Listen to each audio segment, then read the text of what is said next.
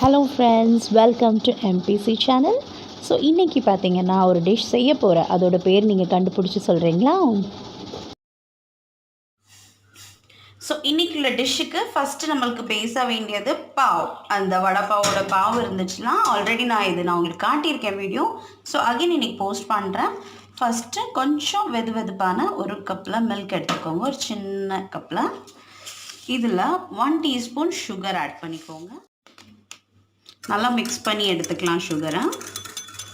நம்ம இப்போ பாவு செய்கிறதுக்கு தான் ஃபஸ்ட் பார்க்குறோம். ஃபஸ்ட் பார்ட் வந்து பாவு செய்கிறது. நிறைய பேர் பார்த்துருப்பீங்க, பட் எனிவே ஹோல் டிஷ்ஷாக காட்டும்போது நான் மறுபடியும் இன்றைக்கி பாவு போஸ்ட் பண்ணுறேன் இதுலேயே. ஸோ இந்த சுகர் நல்லா மெல்ட் ஆகணும். 2 ஸ்பூன் ஈஸ்ட் வந்து ஆக்டிவேட் பண்ணுறதுக்கு தான் ஃபஸ்ட் ஸ்டெப்பு. ஸோ இப்போ இதில் நான் 2 ஸ்பூன் ஈஸ்ட் போட்டிருக்கேன். உங்களுக்கு ஞாபகம் இருக்கும், இது வச்சு ஒரு 2 to 3 மினிட்ஸ்லேயே நல்லா பொங்கி வந்துடும் ஈஸ்ட். ஸோ நல்லா மிக்ஸ் பண்ணிக்கோங்க. மிக்ஸ் பண்ணிவிட்டு மூடி வச்சிடலாம். பாருங்கள், நல்லா ஃபர்மெண்ட் ஆயிடுச்சு ஈஸ்ட்டு. ஸோ இப்போ நல்லா ஆக்டிவாக இருக்குது. நம்ம இப்போ பாவு செய்ய ஆரம்பிச்சிடலாம். ஸோ பார்த்தீங்கன்னா நான் இன்றைக்கி 1/2 kg மைதா எடுத்திருக்கோம். கொஞ்சம் சால்ட் போட்டுக்கலாம்.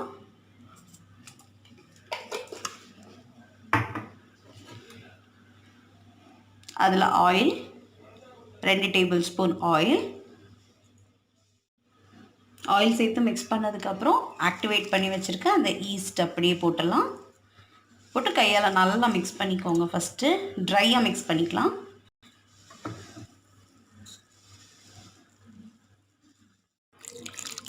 இப்போ தண்ணி ஊற்றி நல்லா சாஃப்டாக சப்பாத்திக்கு பிசைகிற மாதிரி பிசைஞ்சு எடுத்துக்கலாம் மாவை.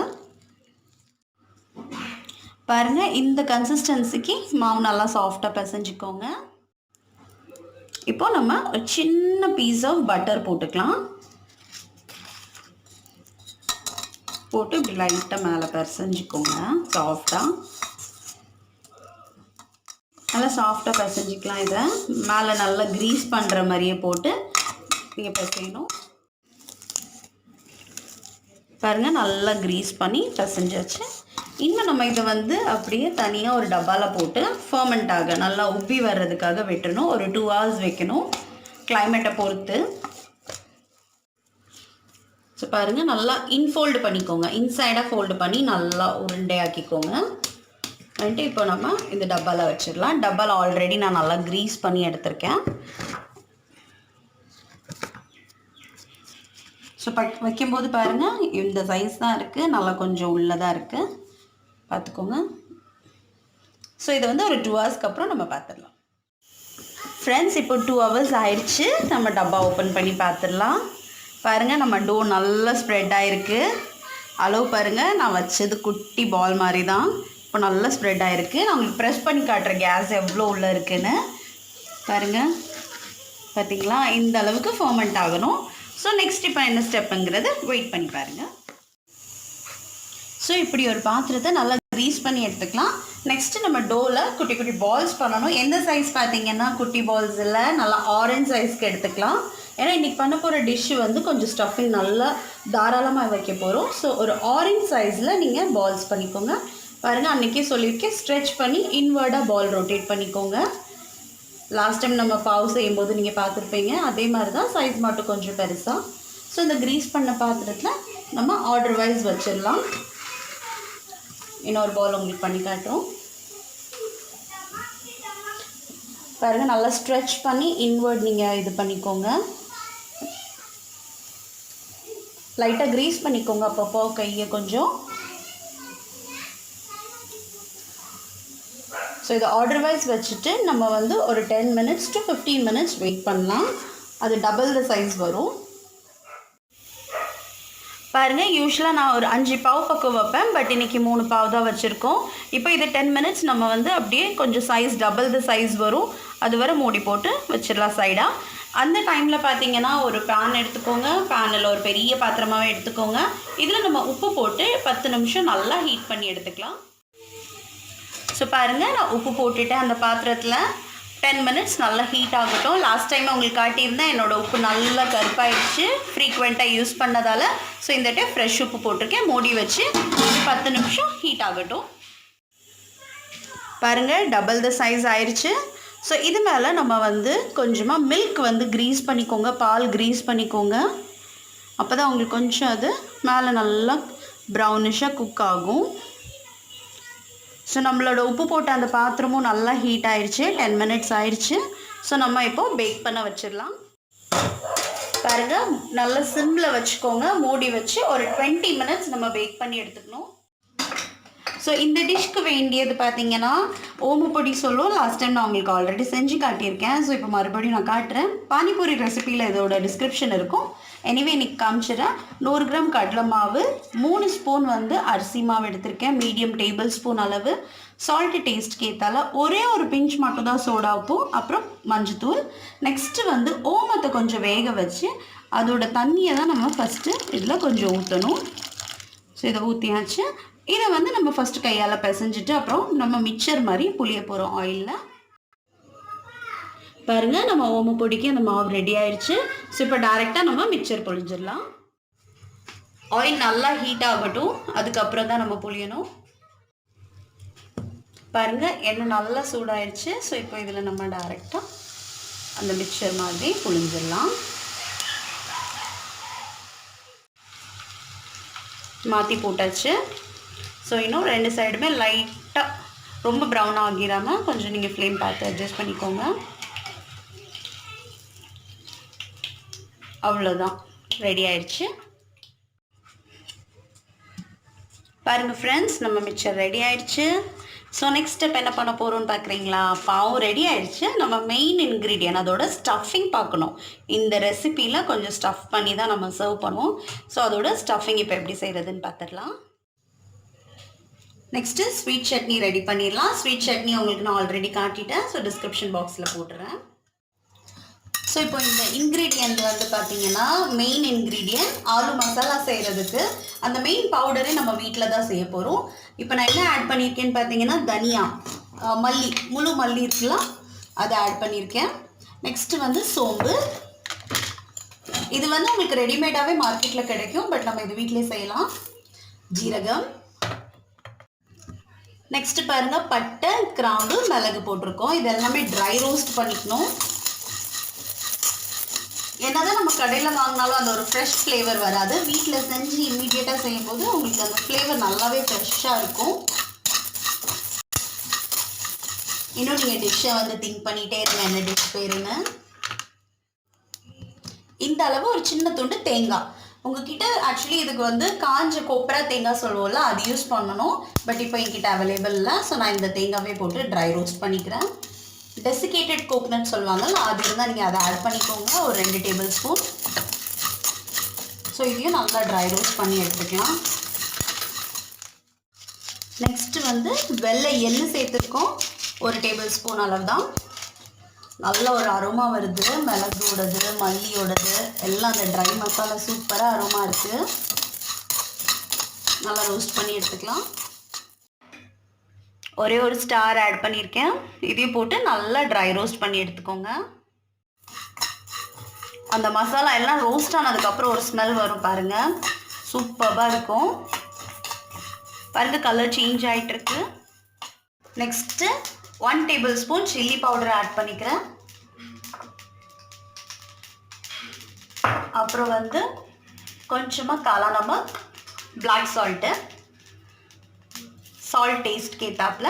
பிளாக் சால்ட்டு போடணும், நம்ம நார்மல் குக்கிங் சால்ட்டு போட்டிருக்கோம். நல்லா சாட்டே பண்ணி எடுத்துக்கோங்க.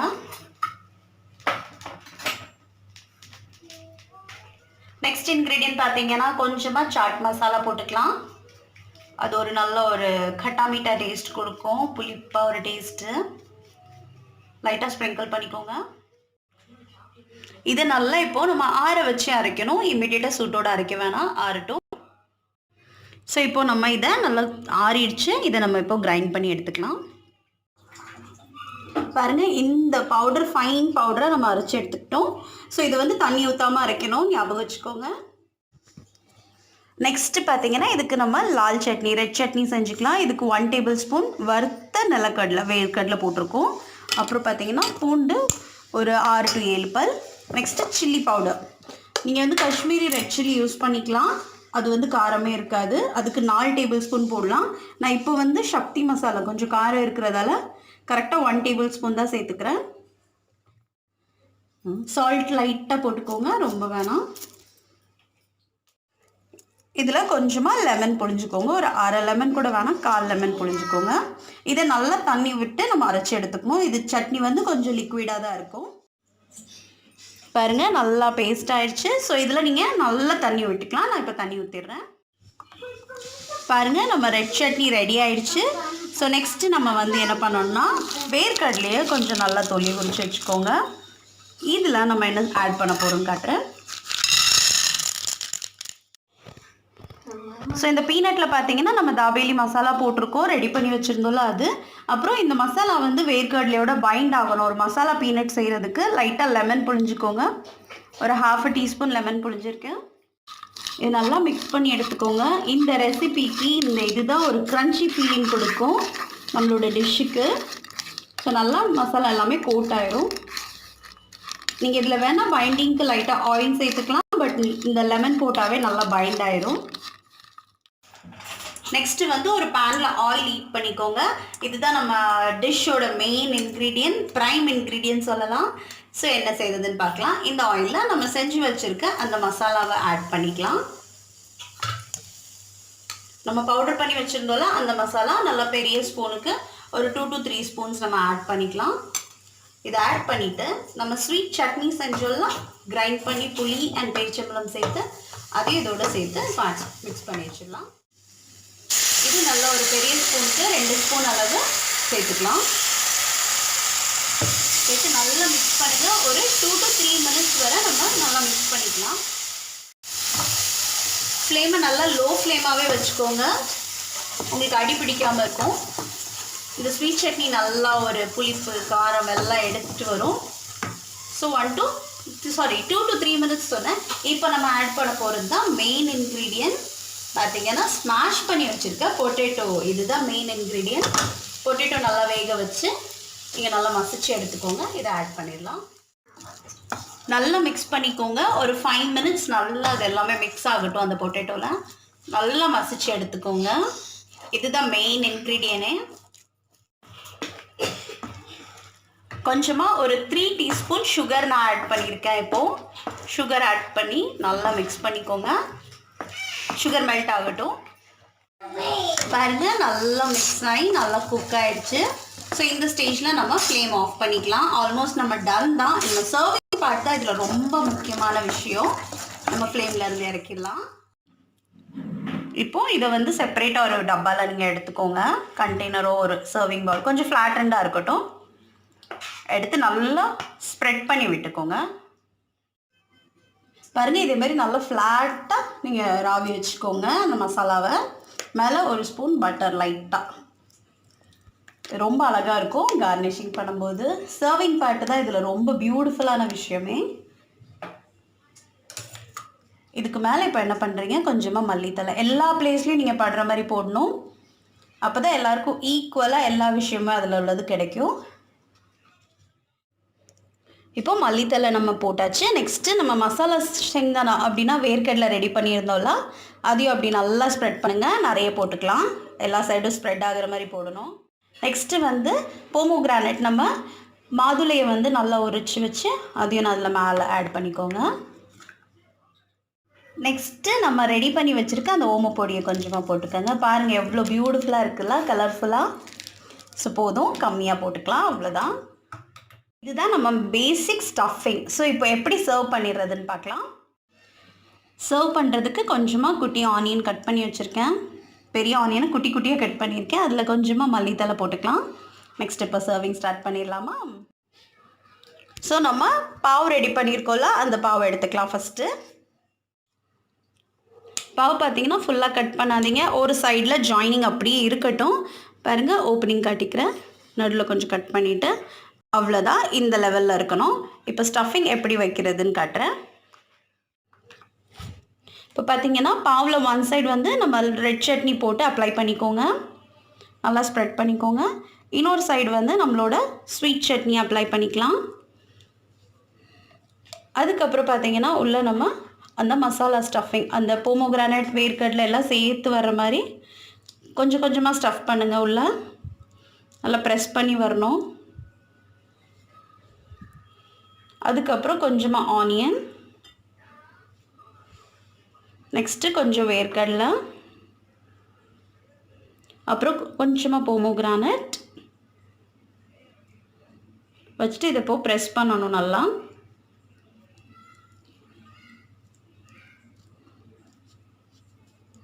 ப்ரெஸ் பண்ணிட்டு லைட்டாக ஓப்பன் பண்ணி மறுபடியும் மசாலா அதில் லாப்பில் வைங்க.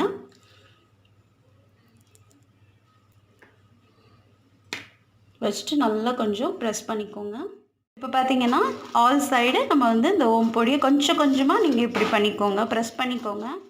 எல்லா சைட்லேயும் நீங்கள் நல்லா ஒட்டுற மாதிரி ப்ரெஸ் பண்ணிக்கோங்க.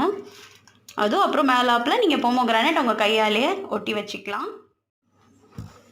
பாருங்கள், இதே மாதிரி நல்லா ரெடி பண்ணி வச்சுட்டு இப்போ நம்ம பேன் ஹீட் பண்ணிக்கலாம். இதில் கொஞ்சம் பட்டர் போடணும். பட்டர் தான் ரொம்ப டேஸ்ட் கொடுக்கும். நீங்கள் நல்லா தாராளமாக பட்டர் போட்டுக்கலாம். பட்டர் எவ்வளோ நாள் நீங்கள் சேர்த்துக்கலாம், நல்லாயிருக்கும். அந்த பட்டர் மேலே இதை வச்சு நீங்கள் எப்படி நல்லா கொஞ்சம் லோவர் சைடு ஃபஸ்ட்டு கீழே பாகத்தை நல்லா இப்படி ஹீட் பண்ணிக்கலாம். மெதுவாக பண்ணணும், இல்லைனா உள்ளே வச்சுருக்க ஸ்டஃபிங்லாம் வெளியே வந்துடும்.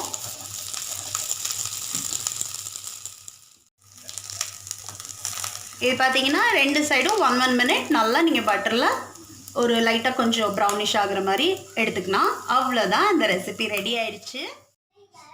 ஓகே ஃப்ரெண்ட்ஸ், ஸோ பார்த்தீங்கன்னா ஃபைனலாக நம்ம டிஷ் ரெடி ஆயிடுச்சு. ஸோ இது பேர் என்னன்னு பார்த்தீங்கன்னா தாபேலி சொல்வோம், குஜராத்தி டிஷ். ரொம்ப ஃபேமஸான ஸ்ட்ரீட் ஃபுட் குஜராத்தியில். ஸோ நீங்கள் வந்து இதை கண்டிப்பாக ட்ரை பண்ணுங்கள். ரொம்ப இன்னோவேட்டிவாக இருக்கும், ரொம்ப கலர்ஃபுல்லான டிஷ். கொஞ்சம் டைம் எடுக்கும், பட் கண்டிப்பாக சூப்பராக டேஸ்ட் இருக்கும். ஸோ நீங்களும் ட்ரை பண்ணிவிட்டு எனக்கு கமெண்ட்டில் சொல்லுங்கள் எப்படி இருந்துச்சுன்னு. ரொம்ப யூனிக் டிஷ், கண்டிப்பாக ட்ரை பண்ணுவீங்கன்னு நினைக்கிறேன்.